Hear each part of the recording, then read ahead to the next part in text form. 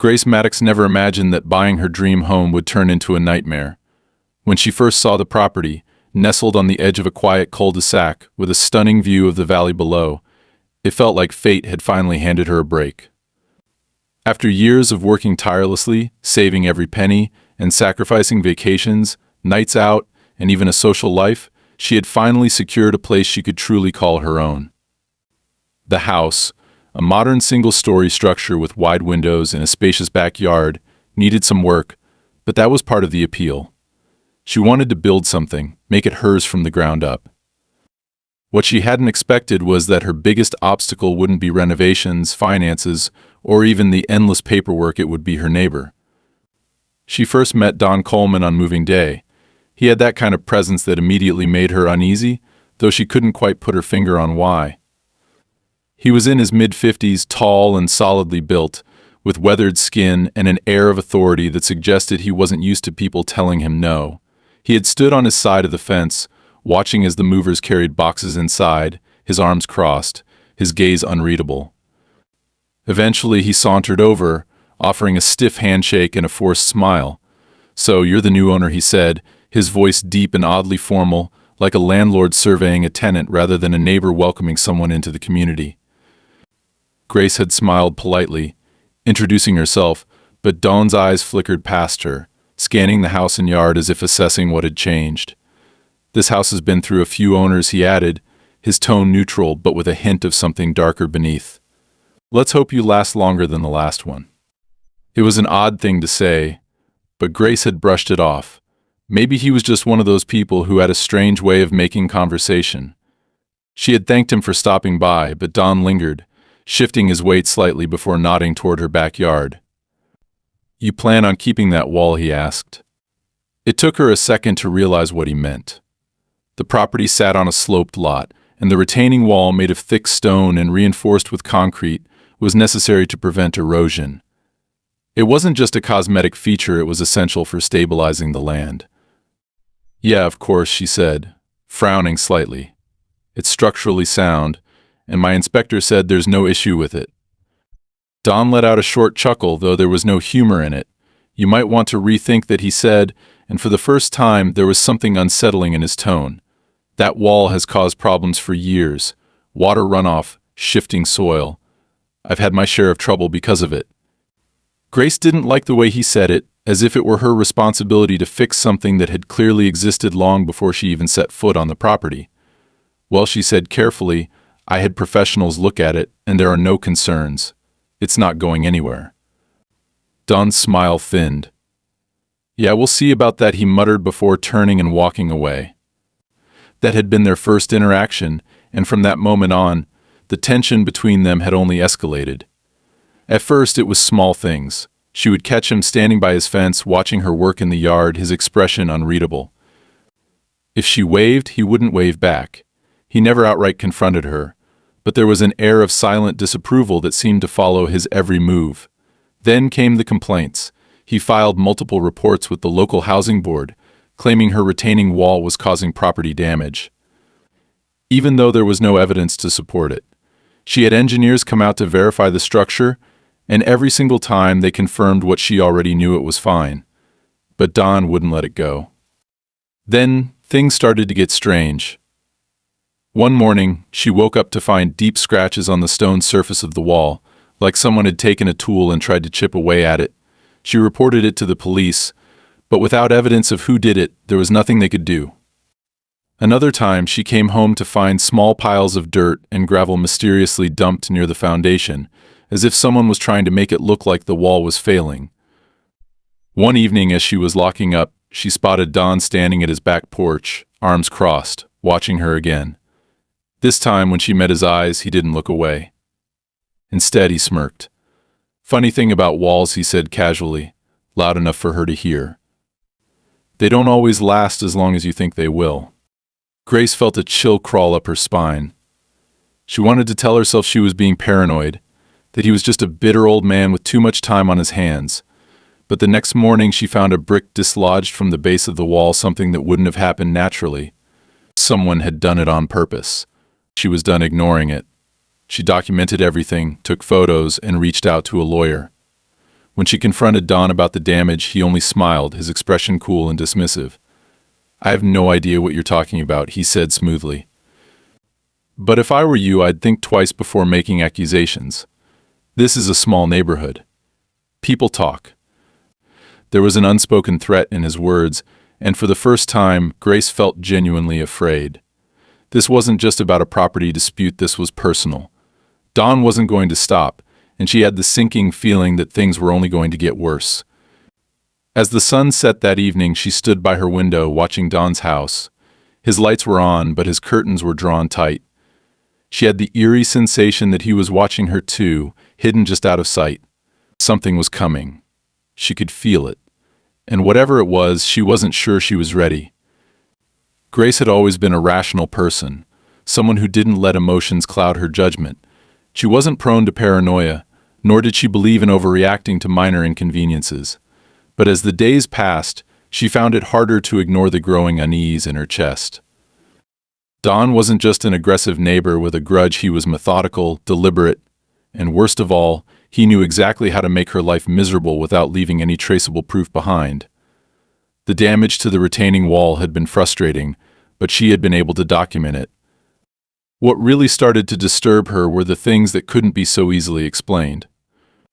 It began with small, almost imperceptible disturbances, things that, on their own, might not have raised any alarms, but when strung together, painted a different picture. A few mornings after the wall incident, she stepped outside to find the air smelling strange, thick with an acrid, chemical-like scent. She checked around her property, trying to pinpoint the source, but found nothing out of the ordinary. The next day, the grass along the base of the wall had yellowed and begun to die, almost as if something had been poured onto it. She had the soil tested by a local landscaping company, and the results confirmed what she already suspected: someone had contaminated it with a corrosive substance, likely an herbicide. It wasn't just an act of petty vandalism, it was a calculated move to make it look like her property was poorly maintained, like her retaining wall was a structural failure waiting to happen. She called the police again, filed another report, but without evidence of who had done it, there was nothing they could do. Could be runoff from someone else's yard, the officer had said with a shrug, clearly not eager to get involved in a neighborly dispute. Grace clenched her jaw and forced a polite nod, but inside frustration simmered. She knew exactly who had done it. Don had been out in his yard that morning, watering his perfectly manicured lawn, acting as if he hadn't a care in the world. When she had caught his eye over the fence, he had given her a slow, knowing smirk before turning back to his work. But it wasn't just the sabotage that got under her skin. It was the feeling that she was being watched. At night, she would hear sounds subtle, deliberate. The creak of a branch underfoot, the distant scrape of something against the pavement. One night, she awoke to the sound of rustling outside her bedroom window. Heart pounding, she reached for her phone and slowly made her way to the blinds, pulling them back just enough to peer outside. The backyard was bathed in darkness, the faint glow of a nearby street lamp casting eerie shadows across the lawn. She scanned the yard, expecting to see nothing, convincing herself it was just the wind. And then she saw it. A silhouette, standing just beyond the fence, motionless. The figure wasn't doing anything, just standing there, watching. Her breath caught in her throat, and she instinctively stepped back, her pulse hammering in her ears. She blinked, and in that split second, the figure was gone. She didn't know if it was Dawn, but she didn't need to. The next morning, she found a single footprint in the damp earth near the fence, fresh from the previous night's rain. She installed floodlights the next day. By now, she had abandoned any notion that this was just a minor dispute over a wall. This was something else entirely. Don wasn't just trying to force her to remove the structure, he was trying to make her life unbearable, to make her question her own safety, her own reality. And he was good at it. She debated taking legal action, but she knew how these things played out. She had spoken to a lawyer who had been blunt: unless you have solid proof that he's directly responsible, all you have is circumstantial evidence. And if he hasn't directly threatened you, filing for a restraining order is going to be difficult. Difficult, but not impossible.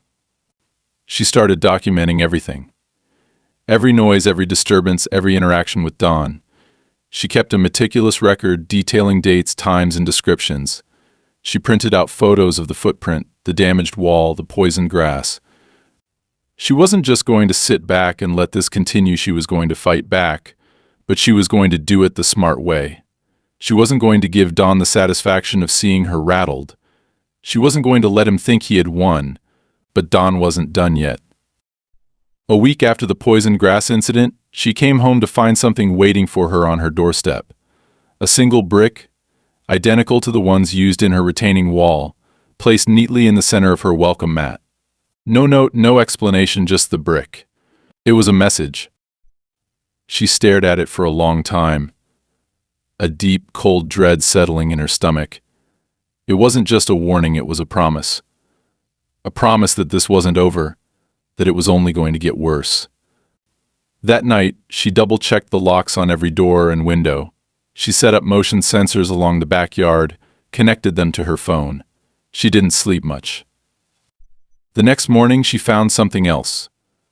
A single, thin crack in the retaining wall. At first, she thought it was just normal wear and tear, but as she ran her fingers along the surface, she realized this was new. The structure had been reinforced, built to last, and yet there it was, a fine, deliberate fracture that hadn't been there before. She stepped back, her mind racing. Had Don done this? Had he been out here in the middle of the night, chipping away at the wall? She turned her head toward his house. The curtains were drawn, the windows dark, and then, as if sensing her gaze, one of the blinds shifted. Just for a second. Just enough for her to know that he was watching. And just like that, Grace knew this wasn't just harassment anymore. This was war. Grace had always thought of herself as someone who didn't scare easily. She had spent years living in big cities, navigating late-night subway rides, dealing with aggressive coworkers, and standing her ground in boardrooms filled with condescending men who assumed she didn't belong. But none of that had prepared her for this, the slow, creeping dread that came from knowing that someone was watching her, waiting for her to react, pushing her just to see how much she could take before she finally broke. And Don was an expert at it. He knew exactly how to toe the line between plausible deniability and outright hostility, how to make her life unbearable without leaving a single shred of evidence that could be used against him. He wasn't just an angry neighbor, he was a predator, and she was his chosen target. The crack in the retaining wall had been the final confirmation that things weren't just going to stop on their own. She had spent the better part of a day examining it, running her fingers over the fine, deliberate fracture, feeling the implications settle like a weight in her chest. She knew the wall was solid, reinforced with concrete and steel, built by professionals who understood the risks of a sloped property. There was no way that crack had formed naturally, not in a structure designed to withstand far worse conditions. Someone had done this on purpose, and she had no doubt in her mind who it was. She had called her lawyer again, explaining the latest developments, but his response had been the same as before without direct evidence linking Don to the damage. There was little they could do legally. She could file another police report, but at best it would be noted as suspicious activity with no clear suspect. She could try to get a restraining order, but without explicit threats or a physical altercation, it was unlikely to be granted. The law wasn't built for situations like this, where someone wasn't attacking you outright but slowly, methodically eroding your sense of safety. So she did the only thing she could. She reinforced the wall. She hired a contractor to inspect the structure, making sure there was no internal weakness. And when he confirmed that the integrity was still intact, she had him seal the crack with industrial-grade epoxy, adding an extra layer of reinforcement along the foundation. It was expensive, but it was necessary. She wasn't going to let Don intimidate her into tearing it down, no matter how much he wanted her to. The day the contractor finished the repairs, she saw Don standing at the edge of his property, arms crossed, watching in silence.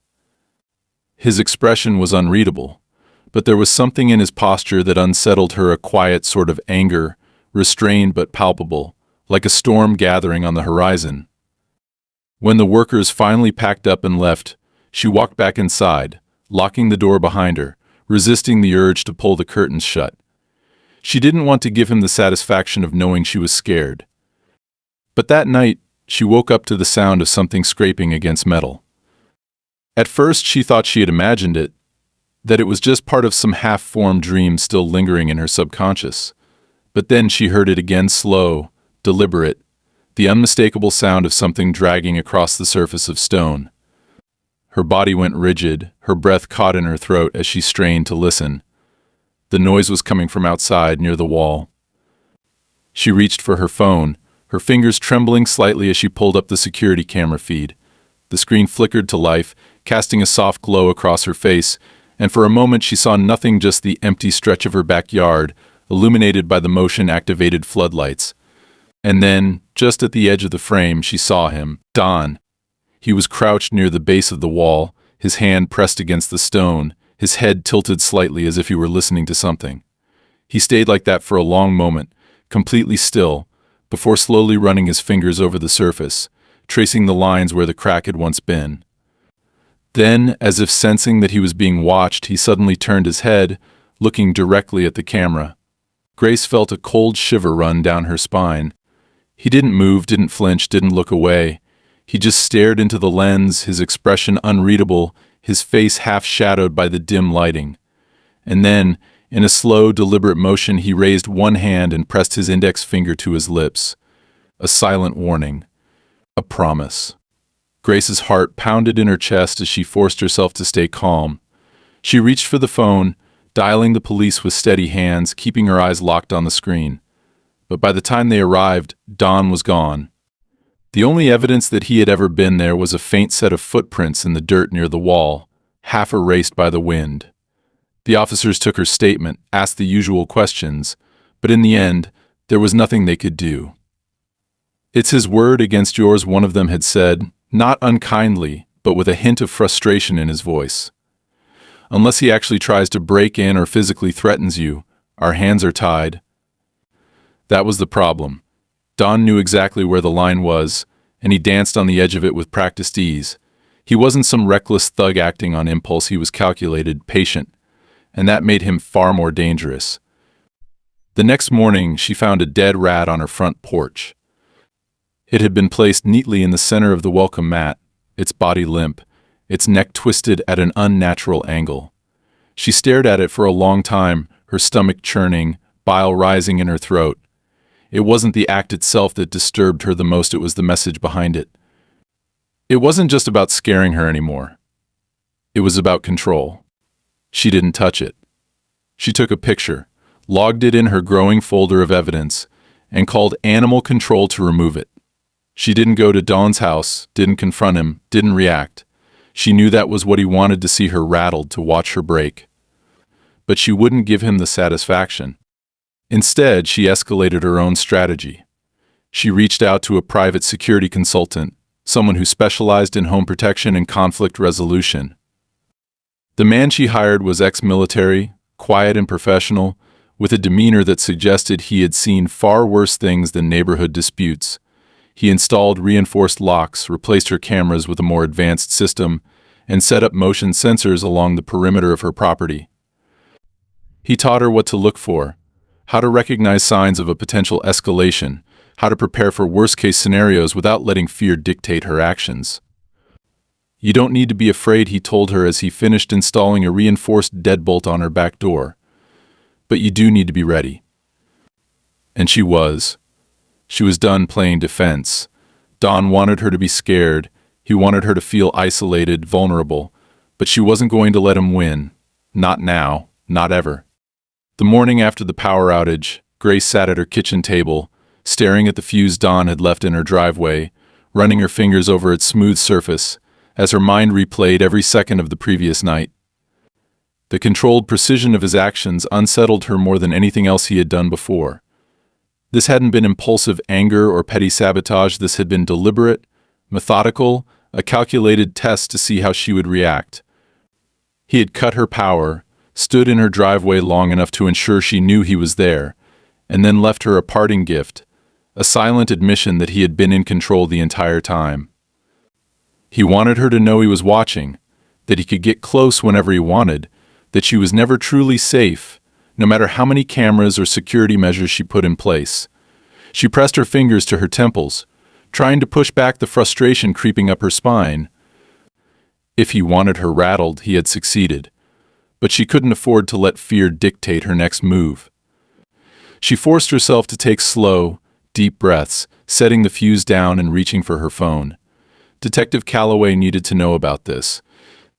The police needed to log this as yet another escalation, and even if they continued to claim they had no direct evidence against Dawn, at some point there would be enough to build a case. As she dialed, she felt the lingering sting of last night's adrenaline still pulsing beneath her skin. When Calloway answered, she kept her voice level, recounting the outage, the fuse, Dawn's presence outside her home, and the unnerving way he had watched the camera, making sure she saw him. The detective sighed audibly on the other end of the line, before responding with the same measured, non-committal tone she had grown accustomed to. Miss Maddox, I understand why you're worried, but without footage of him physically tampering with your electrical box, this is still just circumstantial evidence. We can have an officer swing by, but unless we catch him in the act, there's only so much we can do. Grace clenched her jaw, gripping the phone tighter. So what? I just wait until he does something worse. Until he finally crosses the line and it's too late to stop him. Calloway hesitated for a moment before speaking, his voice quieter this time, as if he knew he was telling her something she didn't want to hear. I need you to understand that people like him thrive on control. They don't always escalate the way you expect them to. Sometimes they just want to break you down slowly, push you to the edge and wait for you to react. If you let him see how much this is getting to you, it's going to make him bolder. That's why I need you to document everything. Keep records, keep your security systems active, and don't engage with him directly. The second he makes a mistake, we'll be ready. She exhaled, pressing her fingers against her temple, fighting back the frustration boiling beneath the surface. She hated feeling powerless, hated knowing that she was expected to wait for Dawn to slip up while she had to live every day with the weight of his presence pressing in on her. But Calloway was right about one thing: Dawn was feeding off her fear. Every reaction she gave him, every call to the police, every visible sign that he was getting to her, was fuel for whatever sick game he was playing. She needed to stop playing defense. That day she made a decision. She wasn't going to let Dawn dictate the pace of this war anymore. She started by reinforcing the areas he had already targeted. The electrical box, which had been tampered with the night before, was now secured behind a locked enclosure with a tamper alarm that would trigger a notification directly to her phone if disturbed. She contacted a local contractor to install additional floodlights that would not just activate on motion but would cycle unpredictably, eliminating the chance for Dawn to track their pattern. She had been so focused on protecting herself from the outside that she hadn't thought to make it clear to him that she was not backing down. That evening, as the sun dipped below the horizon, casting long shadows over her backyard, she stood at her window and watched Dawn's house. He had spent most of the day pretending not to notice the security upgrades, but she had caught him more than once standing near his fence, eyes narrowed, jaw tight. He knew what she was doing, and it was throwing him off balance. He had spent weeks controlling every interaction, orchestrating every escalation, but now, for the first time, she was the one making moves, and he didn't know what to do with that. The silence between them stretched for days, an uneasy truce neither of them acknowledged but both felt. Grace went about her routine as if nothing had changed, but she remained on high alert, waiting for his next move. It wasn't a question of if he would retaliate, it was a question of when. And then, one evening, he made his answer known. She had been in her kitchen rinsing dishes when a dull thud echoed from outside. At first she thought it was nothing, maybe an animal knocking over a trash bin, maybe just the wind. But then it happened again. A slow, rhythmic pounding, deliberate and patient. She moved cautiously to the back door, peering through the blinds, and her breath caught in her throat. Lined up along the base of her retaining wall were bricks. Dozens of them. Each one stacked neatly, positioned as if waiting to be placed, forming a crude, makeshift outline of the very wall Dawn had been trying to get her to tear down. The message was clear: if you won't take it down, I'll rebuild it myself. Her stomach twisted as she stepped away from the window. He had been in her yard. Not just watching from a distance, not just lurking in the shadows, but physically moving through her space, placing each brick with deliberate intent, ensuring she would see them. He wanted her to know that he could do more than just intimidate. He could walk onto her property, change things, manipulate her surroundings as if he owned them. She clenched her fists, her pulse hammering in her ears.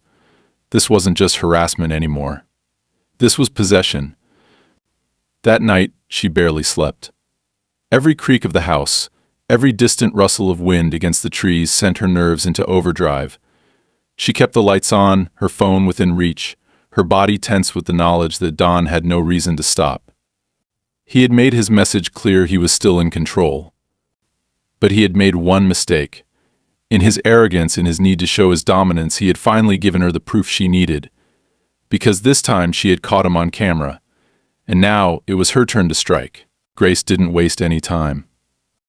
The moment she confirmed that her cameras had captured Don trespassing and deliberately placing the bricks along her retaining wall, she transferred the footage to a secure drive, printed still frames, and compiled every other piece of evidence she had collected over the past several weeks. She wasn't going to wait for another incident. She had more than enough to take to the police now, and this time she wasn't leaving without action being taken against him. Sitting in the precinct once again, across from Detective Calloway, she watched as he leaned forward, his sharp eyes narrowing as he scrolled through the footage on her laptop. This time there was no dismissive sigh, no casual shrug of indifference. He watched Don in the video, pausing to zoom in on the timestamp, and then glancing at the printed stills she had laid out on his desk.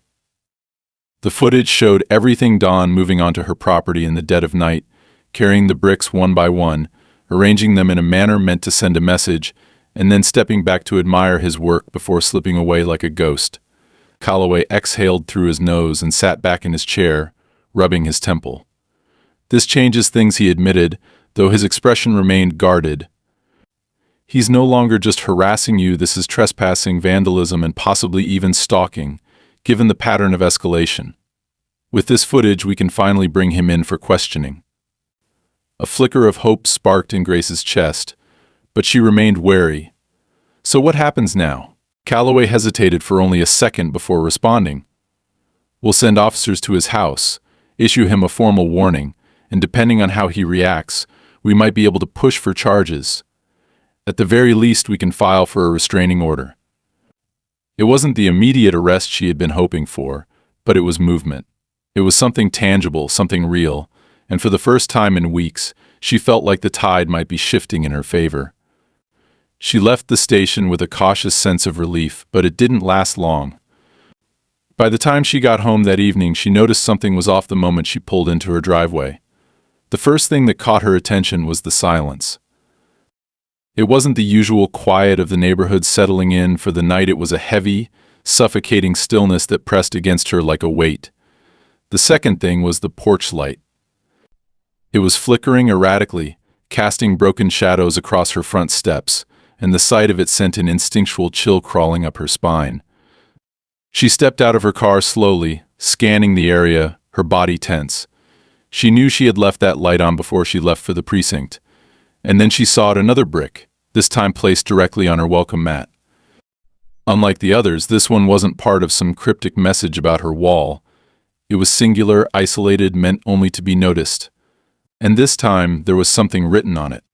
She swallowed hard, stepping closer, her fingers curling into fists, as she read the words scrawled in black marker across the rough surface. Wait. The breath left her lungs in a slow, measured exhale. Her first instinct was to turn around, get back in her car, and drive straight to the police station again. But she forced herself to stay still, to think. This wasn't just another petty intimidation tactic. This was different. This wasn't about the wall anymore. Don was warning her. She unlocked her door with deliberate care, stepping inside without turning on the lights just yet.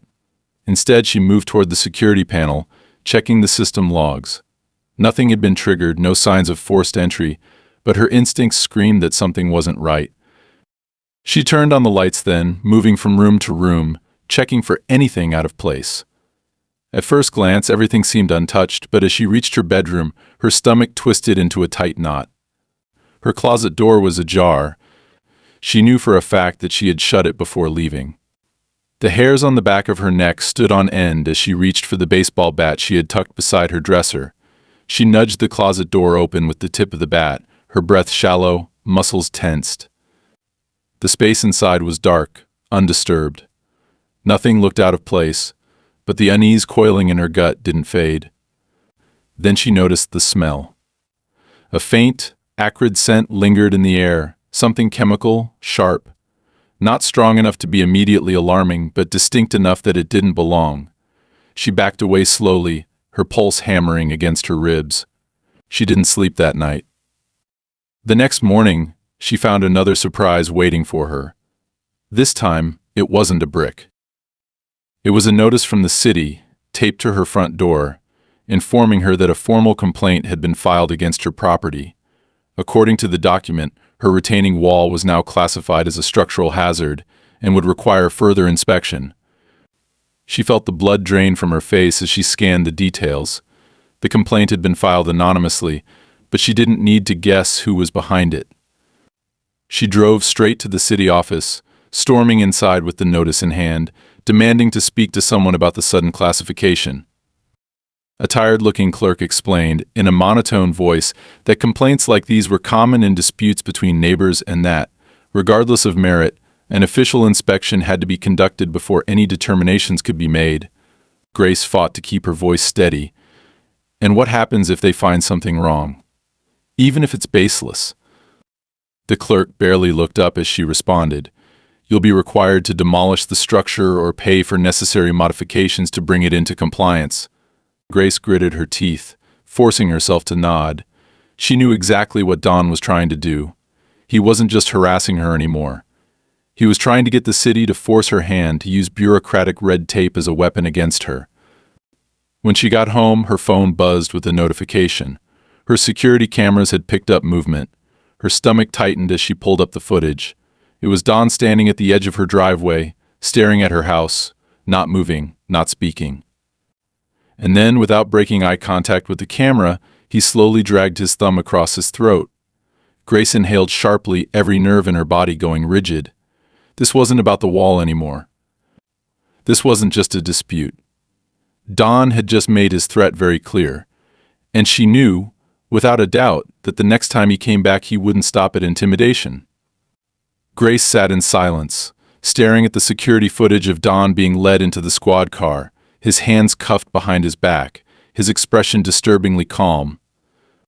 The red and blue lights flashing against his face did nothing to shake the smugness in his eyes, as if he had been expecting this, as if he had planned for it. He turned his head slightly before stepping into the vehicle, his gaze flickering in the direction of her house. And then he smiled. Not in anger, not in defiance, but in quiet amusement, a slow, knowing smirk that made her stomach tighten with something cold and sharp. He wasn't afraid. He wasn't afraid, he wasn't even remotely concerned. He had gone with them willingly, because he already knew how this would end. By the time the phone rang the next morning, she already knew what Calloway was going to say. The words felt like a formality, an empty confirmation of what she had feared. He walked, the detective told her, his voice grim. His lawyer shut down any chance of holding him overnight. No formal charges yet, but we filed the restraining order. It's something Grace barely registered her own response, some clipped acknowledgement before she hung up, gripping the edges of her desk to steady herself. The restraining order was meaningless. A piece of paper wasn't going to stop Don, and he had just proven that he was untouchable. The law had limits, and he knew exactly how to slip through the cracks. The hours passed in a strange, muted haze. She checked the cameras compulsively, expecting some kind of retaliation, waiting for the next move in his twisted game. But nothing happened. No movement outside, no signs of him lurking near the fence, no strange sounds in the night.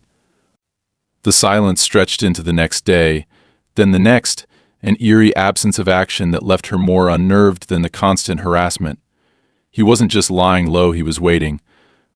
She felt it in her bones, a tension that never fully released, the knowledge that whatever came next would be deliberate, planned. He wanted her to feel the pressure of his absence, to wonder when he would return, to keep her on edge until she was too exhausted to react properly. The moment finally came in the dead of night, the sound that woke her subtle but wrong, something just out of place enough to send an instant surge of adrenaline through her system. She sat up in bed, her breath caught in her throat, listening. A faint creak of wood, a shift in weight. Someone was outside. She reached for her phone with steady hands, pulling up the live security feed. The front yard was empty, the driveway undisturbed. She flipped to the backyard, scanning the shadows cast by the motion-activated floodlights. And then she saw him. Don stood near the retaining wall, his back turned to the camera, his posture casual, hands in his pockets, as if he were simply admiring the night air. He wasn't touching anything, wasn't moving, just standing there, waiting. The sight of him sent a deep, instinctive chill through her, a realization settling heavily in her chest he wanted to be seen. This wasn't another attempt to sabotage the wall or damage her property. This was about presence, about making sure she knew that despite the police, despite the legal actions, despite everything, he was still there. He still had control. Her fingers tightened around her phone as she dialed Calloway's number, her voice steady but sharp when he answered. He's here. Right now the detective's response was immediate. Stay inside. Units are on their way. She didn't need to be told twice. She moved away from the window, checking the locks, forcing herself to stay calm. Minutes stretched unbearably long, the silence pressing against her ears as she stood in the dim light of her living room, every nerve in her body screaming to run, to fight, to do something other than wait. And then the floodlights triggered. The cameras flickered. A shattering sound erupted from outside, sharp and violent, the unmistakable impact of stone breaking apart. She turned back to the screen just in time to see him swing a sledgehammer into the retaining wall. Brick and dust exploded outward, scattering across the ground as he pulled the hammer back again, then swung once more with slow, deliberate force. He wasn't just damaging the structure, he was destroying it. Her heart pounded in her ears as she grabbed the bat she had stashed near the door, not because she intended to use it, but because it was the only thing that gave her a sense of control in that moment. The sirens began in the distance, growing louder, but Don didn't stop. He swung again, chunks of stone collapsing inward, the foundation shaking under the force of his rage. And then, as the first flashes of police lights appeared at the end of the street, he dropped the hammer. And he turned toward the house. Grace took a step back, gripping the bat tighter, her breath locked in her throat. He walked slowly, deliberately, ignoring the approaching sirens, his focus entirely on her. The red and blue lights illuminated his face in flashes, but his expression didn't change. He wasn't running. He wasn't panicking. He was still in control, right up until the moment two officers tackled him to the ground. She exhaled sharply, her body shaking as she finally unlocked the door. Calloway standing at the top of the steps, gun drawn, his face unreadable. "It's over," he said, though the weight in his voice suggested otherwise. She wanted to believe that. She wasn't sure she ever would. The silence after Don was taken away felt unnatural, almost hollow. The flashing police lights faded into the distance, the voices of the officers dissipated into the night air, and soon Grace was left standing alone in her home, staring at the wreckage he had left behind. The retaining wall was partially collapsed, a jagged wound in her carefully maintained property, debris scattered across the ground like remnants of a battle that had finally reached its breaking point. But despite the destruction, despite the sheer violence of his final act, the realization that settled over her wasn't relief. It was exhaustion, a deep, bone-aching weariness that pressed down on her like a weight she had been carrying for far too long. She sat down on the edge of her couch, gripping the fabric of her jeans with tense fingers, forcing herself to take slow, measured breaths. It was over. Calloway had said as much, and yet the gnawing sensation in her gut remained. Don was gone, but the damage he had inflicted wouldn't disappear overnight. He had spent weeks embedding himself into her life like a shadow she couldn't shake, creeping into her every thought, forcing her into a state of constant vigilance, and now that he was gone, she felt unmoored. As if the absence of his presence was somehow more unsettling than his existence had been. She barely slept that night, jolting awake at every small sound, every creak of the house, every rustle of wind against the windows. Rationally, she knew Don wasn't coming back, but her body hadn't caught up with that reality yet. She lay in bed, staring at the ceiling, her mind replaying everything as Smirk as he was taken away, the methodical way he had swung the sledgehammer, the way he had made her doubt over and over again whether she would ever truly be safe. The next morning, she forced herself outside, needing to confront the damage in the daylight. The sight of the broken wall sent a fresh wave of frustration through her, but she pushed it down knowing that it could be repaired. A few missing bricks weren't going to break her. Not after everything else she had endured. As she walked along the edge of the wreckage, she noticed something half buried beneath the rubble, a folded piece of paper, slightly crumpled, wedged between two fallen stones. Her stomach twisted as she picked it up, unfolding it with stiff fingers. It was blank. No words, no threats, just an empty page, placed there intentionally, waiting to be found. A final message. A final reminder that even behind bars, Dawn still had the last move. She crushed the paper in her fist and exhaled through gritted teeth, her pulse hammering against her skin. No, he didn't get to haunt her anymore. She wouldn't let him. She had spent too much time letting him dictate her life, too much time reacting instead of acting, too much time looking over her shoulder. It had to end here. She went back inside and called the contractor. By the end of the day, the repairs were scheduled. Within a week, the wall would be standing again, stronger than before. She had already contacted her lawyer to ensure that the restraining order remained in place, and Calloway had assured her that Dawn was facing multiple charges not just for the destruction of her property, but for trespassing, harassment, and violations of previous warnings. He wouldn't be walking away from this easily, not this time. And yet, she knew that true closure wouldn't come from legal actions or physical repairs. It had to come from within. The first step was reclaiming her space. That evening, she sat on her porch with a glass of wine, watching the sun set over her backyard.